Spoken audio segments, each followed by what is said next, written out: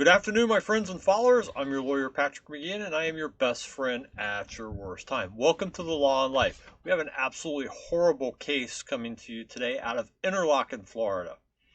Interlachen is a rural part of Florida, just east of Gainesville, southwest of Jacksonville. Very rural part of Florida. We have a mail carrier, a 61-year-old female, Pamela Jane Rock of Melrose, Florida. Melrose is pretty close to Interlachen. It's in the same county. She was delivering mail at Interlachen Lake Estates area Sunday afternoon when her mail vehicle broke down, an actual mail truck, U.S. mail truck. And she got attacked by a pack of 5 dogs who got out of a yard.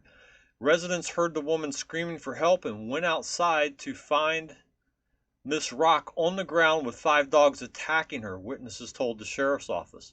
The dogs' owners and several neighbors rushed to pull the dogs off Miss Rock.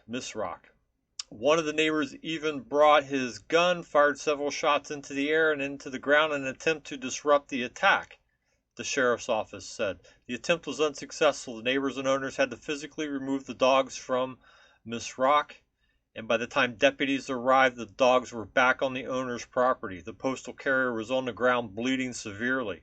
Deputies applied tourniquets. They applied 3 tourniquets and provided first aid and transported Miss Rock to a trauma center in Gainesville, Florida. They airlifted her to a trauma center. She died the next day on Monday of her injuries. The owner relinquished custody of the dog to animal control. The dogs will be euthanized. And there have been several times that the sheriff's office has been out to this address on animal calls, though it is unclear if the calls involve the same dogs. I'm guessing they did. Neighbors in the area said the dogs have been a nuisance for a while. They hop the fence or come out from underneath it and hang out in the roadway. And it's, like I said, it's a rural area. Here's the road where it occurred at. Here is the house or actual trailer where it occurred at. And here are the 5 dogs. 1, 2, 3. I see 4 dogs.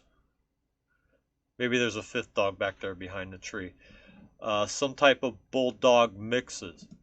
Anyway, very unfortunate circumstances. Apparently it happens all the time. Florida is one of the top dog bite states.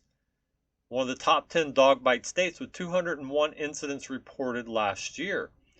The Postal Service reports that 5,400 Postal Service employees were attacked by dogs in the United States in 2021. This information coming out of News 4 Jacksonville and CNN. I'll put a link to the article down in the description. But absolutely terrible thing to happen. Could you imagine being killed by a pack of dogs? Absolutely terrible, and certainly our thoughts and prayers are with Miss Rock. So let's talk liability here. First, let's look at criminal liability. Florida does have a Dangerous Dog Act under Chapter 767 of the Florida statutes.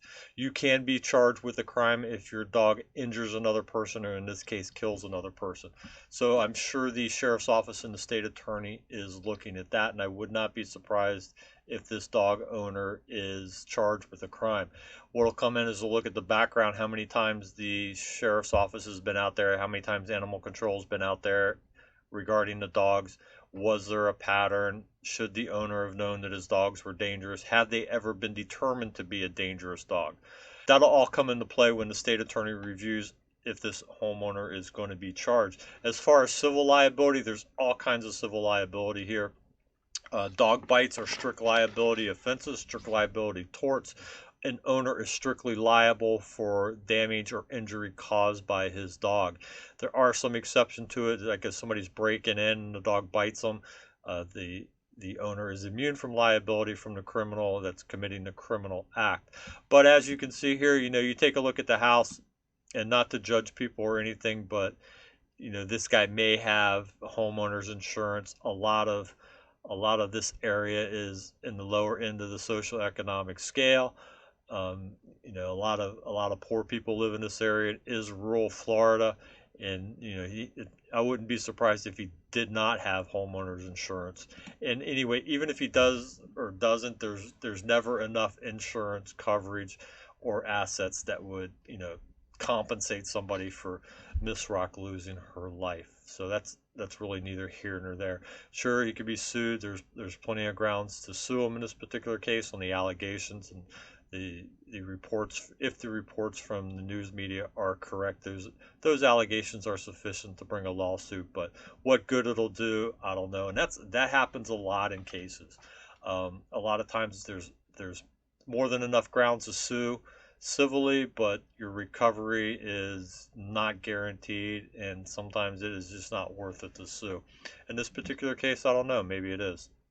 We'll have to wait and find out. Any other information comes about this, if they file charges or anything, and I see it, I'll be sure to let you know. Thanks for joining me here on The Law and Life. I always appreciate the attention you give me and stopping by here for a few minutes. I am Patrick McGeehan, and I am your best friend at your worst time. Have a great day.